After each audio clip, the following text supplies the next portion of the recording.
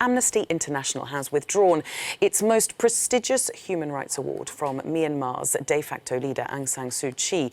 The organisation said that she no longer represents a symbol of hope, and it quoted her apparent indifference to the atrocities committed against the Rohingya by the Myanmar military and her increasing intolerance of freedom of expression. Well, Euronews spoke to Francisco Bencosme, who is the Asia Pacific Advocacy Manager at Amnesty International in the US. This has been a decision that has been under consideration in Amnesty for a very long time. We don't come to this decision very lightly.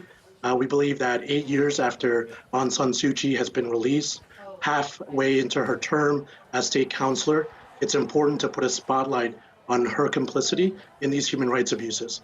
Amnesty International has been documenting the fact that all aspects of the government, including the civilian government, have been perpetuating forms of hate through the state media, have prevented United Nations investigation to get access to Rakhine State, have also not prioritizing things like press freedom in the countries, and in many ways been complicit with many of the human rights abuses that we've been calling for a long time and documenting.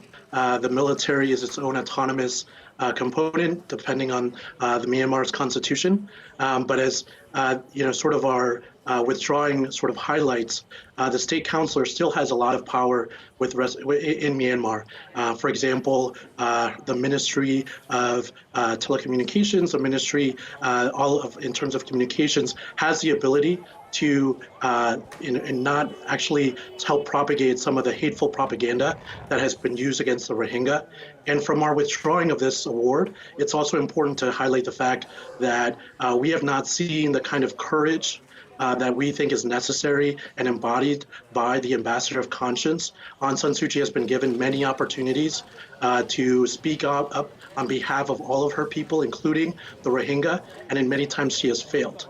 The fact that she is also not prioritizing press freedom in her countries.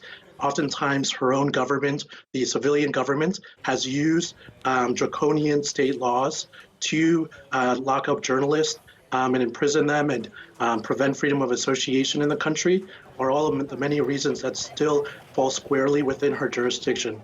We obviously believe that the primary responsibility still falls on the military, and we have documented direct connections between the atrocities committed in the military, but we still think it's important to showcase the role that the civilian government has in all of this.